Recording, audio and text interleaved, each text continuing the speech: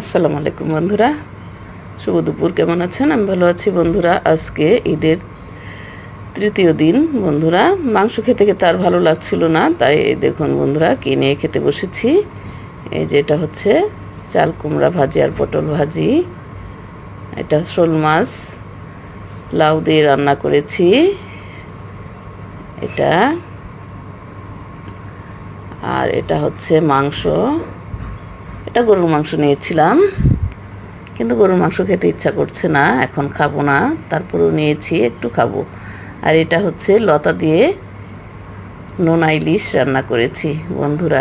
আসলে ঈদে মাংস খেতে খেতে এমনই হয়েছে যে কোনো কিছুই মনে হয় ভালো লাগছিল না, তাই একটু ভিন্ন স্বাদের খাবার নিয়ে বসেছি টেবিলে বন্ধুরা। দেখা যাক এখন কতটুকু খেতে পারি। দেখুন বন্ধুরা, এই চাল কুমড়া নিয়ে বসেছি, চাল কুমড়া ভাজি দিয়ে ভাত মেখে নিয়েছি, এখন খাবো। এখন ছেলেকে ডাকছি খেতে আসতে। ও বলেছে, মা তুমি খেয়ে নাও, আমি একটু পরে খাবো। আমি খেতে বসে পড়েছি। দেখুন বন্ধুরা, আমার মনে হয় ভালোই লাগবে, কারণ আমি খাচ্ছি তো, ভালো লাগছে।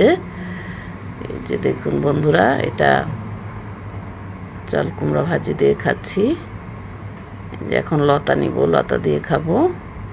লতাটা ওই নোনা ইলিশ দিয়ে রান্না করেছিলাম, এটাও ভালো লাগবে মনে হয়।